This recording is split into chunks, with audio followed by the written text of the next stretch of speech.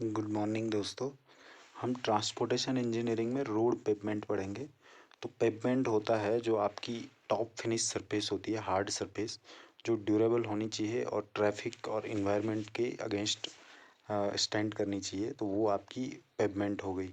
और जो फंक्शन होता है पेवमेंट का, वो आपका होता है लोड डिस्ट्रीब्यूट। जो लोड है आपका, उस पर लोड आ रहा है उसको डिस्ट्रीब्यूट करना। और जो टायर लोड है, tyre configuration, repetition of load and distribution of traffic across the pavement, ये सब कार्य हैं आपके उसके रोड पेवमेंट के। तो हमारा पेवमेंट दो टाइप का होता है, रिजिड पेवमेंट और फ्लेक्सिबल पेवमेंट। तो हम अभी इसमें रिजिड पेवमेंट देखेंगे। तो रिजिड पेवमेंट जो होता है, ये कॉस्टलियर होता है कंस्ट्रक्शन के टाइम, और लॉन्ग रन में ये काफ़ी चीप होता है। इसमें मेंटेनेंस की ज़रूरत कम पड़ती है। तो सिंगल लेन के लिए जो रिजिड पेवमेंट है, अगर आपका कंक्रीट का पेवमेंट को रिजिड पेवमेंट कह रहे हैं हम, तो इसकी कॉस्ट 1 किलोमीटर के लेन के लिए जो कंस्ट्रक्शन कॉस्ट है वो 30 से 50 लाख पर किलोमीटर आती है प्लेन एरिया में। तो जो इसमें जो डिफॉर्मेशन होता है सबग्रेड में, वो बाकी लेयर्स में नहीं आता है। और इसका डिज़ाइन होता है, जो स्लैब होती है उसके फ्लेक्सरल स्ट्रेंथ के आधार पे, और इसकी रिपेयरिंग कॉस्ट काफ़ी कम होती है। और जो आपकी इनिशियल कॉस्ट होती है रिजिड पेमेंट में, वो ज़्यादा होती है और रिपेयरिंग कॉस्ट कम होती है। तो ये हमारा रिजिड पेमेंट है। इसमें आपका ये सरफेस थिकनेस और जो डिज़ाइन थिकनेस है वो हो गई, कंक्रीट मटेरियल हो गया, डबल बार हो गई जहाँ पे आपके जॉइंट हो गए, टाई बार हो गई। तो आपकी जो ट्रांसवर्स जॉइंट है वहाँ पे डबल बार आएगी, और जो लॉन्गिट्यूडनल जॉइंट है वहाँ पे टाई बार आएगी। ये आपका बेस है, सबसे नीचे सॉइल है, उसके ऊपर बेस है, और उसके ऊपर हमारा कंक्रीट पेवमेंट है। तो ये हमारे जो कंक्रीट पेवमेंट है उसके कंपोनेंट हो गए। तो फैक्टर क्या क्या फैक्टर हैं जो पेवमेंट डिज़ाइन को अफेक्ट करते हैं?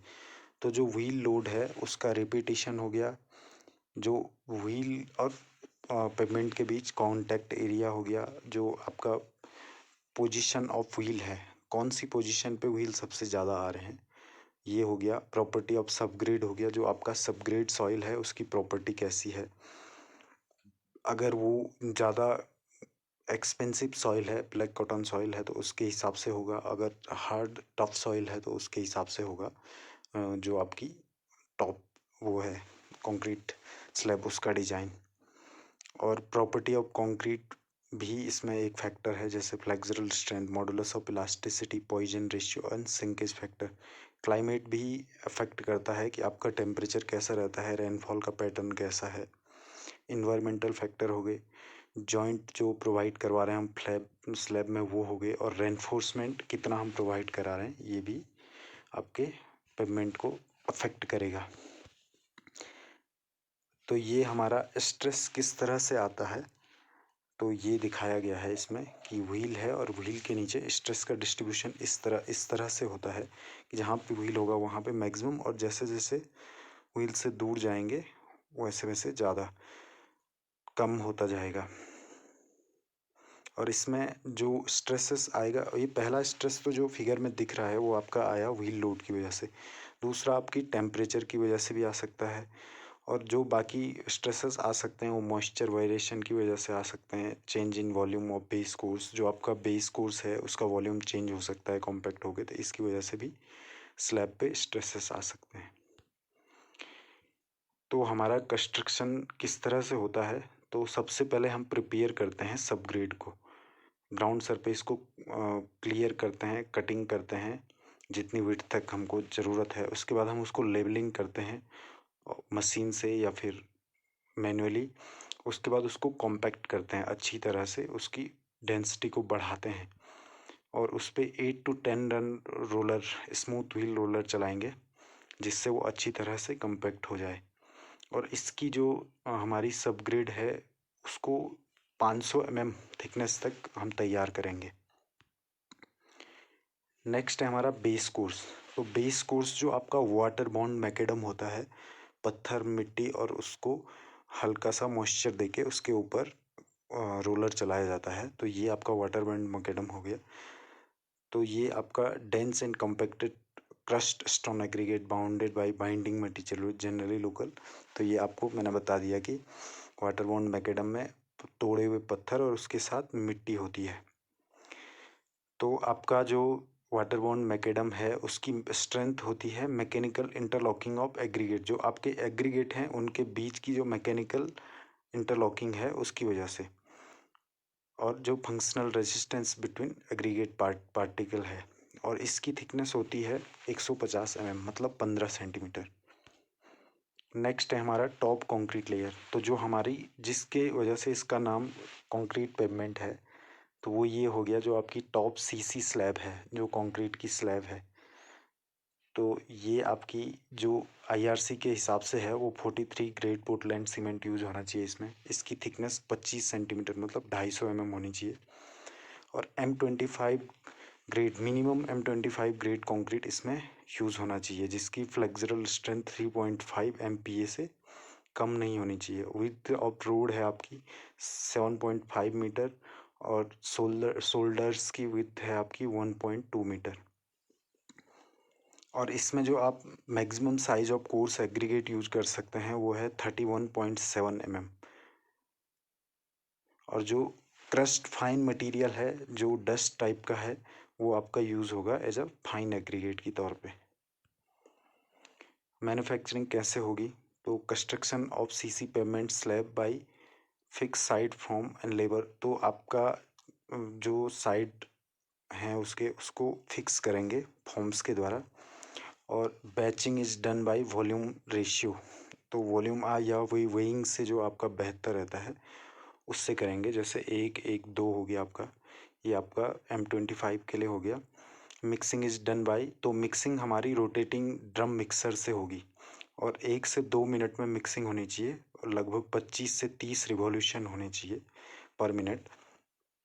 तो जो आपका अगला है वो है आपका वुडन, जो आपका फॉर्म वर्क है तो वुडन प्लैंक्स होंगे, फॉर्म वर्क के लिए यूज़ होगा। और उसके बाद हम उसको ट्रांसपोर्ट करेंगे और ट्रांसपोर्ट करने के बाद हमको उसको प्लेस करेंगे, जहाँ पे हमको रखना है वहाँ पे प्लेस करेंगे। और प्लेसिंग के बाद वो जो प्लेसिंग और ये सारा प्रोसीजर है आपका मिक्सिंग से लेके प्लेसिंग और कॉम्पैक्टिंग तक, तो वो आपका 30 मिनट के अंतर्गत होना चाहिए ख़त्म। और हमारा जो हम कंक्रीट को किसी हाइट से फेंकेंगे तो वो 1 मीटर से ऊपर नहीं होनी चाहिए। और जो आपका कंक्रीट फ्रेश कंक्रीट होगी उसके ऊपर कोई ऐसे वॉक नहीं करना चाहिए जिससे वो उसका सरफेस ख़राब हो जाए। कॉम्पैक्शन हम करेंगे, जो हमारे उसमें वॉइड्स हैं उनको निकालने के लिए कॉम्पैक्शन किया जाता है, उसको अच्छे से कॉम्पैक्ट करने के लिए। तो वाइब्रेटर का यूज़ करेंगे हम। तो उसमें हम सरफेस वाइब्रेटर भी यूज कर सकते हैं और फ्लेक्सिबल ट्यूब टाइप वाइब्रेटर जो नेडल वाइब्रेटर है वो भी यूज कर सकते हैं।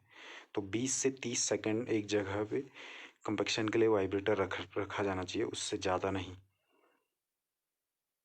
आगे हमारा हो गया, जब हम ये सारा करेंगे तो हम उसको अच्छे से फिनिश करेंगे सरफेस को। और उसके बाद आखिरी टर्म जो आता है वो आपका क्यूरिंग। तो क्यूरिंग जो आपका उसको जब हमारा कंक्रीट 24 घंटे का हो जाए, कंक्रीट जब हमने डाला उसके बाद 24 घंटे हो जाए तो उसके ऊपर हम क्यूरिंग करते हैं। तो क्यूरिंग हम जैसे उसके ऊपर मिट्टी के ढेले बना के भी कर सकते हैं या फिर जूट के जो बोरे होते हैं उनको रख के कर सकते हैं। तो जूट को रख के बोरे रख के करने से फ़ायदा ज़्यादा है, उसमें पानी देर तक बोरों में रहता है और अच्छे से क्यूरिंग हो जाती है। तो क्यूरिंग कम से कम 14 दिन तक होनी चाहिए। और जो हमारा फॉर्म वर्क है जो उस पर हमने शटरिंग लगा रखी है किनारे से, तो वो हमें 48 घंटे से पहले नहीं खोलनी है। और ट्रैफिक के लिए हम उसको 14 दिन बाद ही खोल सकते हैं। 14 दिन के बाद उसमें सफिशिएंट स्ट्रेंथ आ जाएगी तो हम उसको तब खोल सकते हैं, उससे पहले नहीं। अब हम इसमें कुछ जॉइंट प्रोवाइड करवाते हैं क्योंकि उतनी लंबी लंबी स्लैबें नहीं डाल सकते हैं, उसमें टेम्परेचर वगैरह वगैरह की वजह से कुछ दिक्कतें आ जाती हैं। तो पहला एक्सपेंशन जॉइंट है, तो स्लैब्स के बीच ये प्रोवाइड करवाया जाता है जो जो उनको एक्सपेंड करने के लिए जगह देता है। तो इसकी 20 mm साइज का ये आपका होगा जॉइंट, और ये प्रत्येक 20 मीटर के इंटरवल पे लॉन्गिट्यूडनल में दिया जाएगा। और दूसरा आपका कंस्ट्रक्शन जॉइंट है, जैसे हमने कहीं पे कल काम किया और आज दोबारा करना है तो वहाँ पे कंस्ट्रक्शन जॉइंट प्रोवाइड करवाएंगे। लॉन्गिट्यूडनल जॉइंट हो गया। लॉन्गिट्यूडनल जॉइंट भी 20 mm थिकनेस का होगा, और ये आपका जो सड़क है उसको 2 भागों में बांटेगा। जैसे 7 मीटर की है तो 3.5 मीटर पे दिया जाएगा। और हमारा अगला है कॉन्ट्रैक्शन जॉइंट। तो ये भी 3.5 मीटर के इंटरवल पे दिया जाएगा, और ये 50 mm from top of surface से दिया जाता है। स्टील बार्स दी जाती हैं, टाई बार्स और डबल बार्स के रूप में। तो 16 mm डायमीटर की स्टील बार दिए जाएंगे जो एक स्लैब से दूसरे पे लोड ट्रांसफ़र करेगा। और जो हमारी बार है उनकी स्पेसिंग होगी 60 mm 2 बार के बीच, और लेंथ 45 mm से कम नहीं, ज़्यादा नहीं, कम नहीं होनी चाहिए। और जो हमारे जॉइंट हैं वो प्रोवाइड किए जाएंगे 3.5 मीटर पे। और जो हमारे जॉइंट हैं उनके बीच में हम बिटुमिन भरेंगे, बिटुमिन से जॉइंट्स को भर देंगे, उनको खाली नहीं रखेंगे। और साइड में जो ड्रेन दी जाती है वो हम किसी भी शेप की दे सकते हैं, रेक्टेंगुलर की दे सकते हैं, जैसे यहाँ पे रेक्टेंगुलर शेप की है, या फिर रेंगुलर शेप की दे रहे हैं, दे सकते हैं। तो ड्रेन की विड्थ 60 सेंटीमीटर के लगभग होनी चाहिए, डेप्थ लगभग 90 सेंटीमीटर। साइड स्लोप, ये तो हमारी साइड स्लोप इसमें 1/1 है, मतलब स्लोप नहीं है, तो ये पूरी स्ट्रेट है रेक्टेंगुलर टाइप की। तो स्लोप भी दिया जा सकता है ज़रूरत के हिसाब से।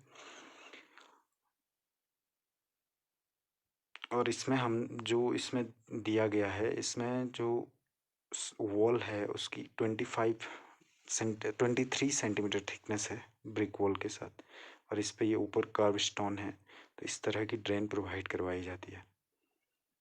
तो दोस्तों ये लेक्चर कंप्लीट हो गया। अगले लेक्चर में फ्लेक्सिबल पेवमेंट के बारे में पढ़ेंगे। Thank you.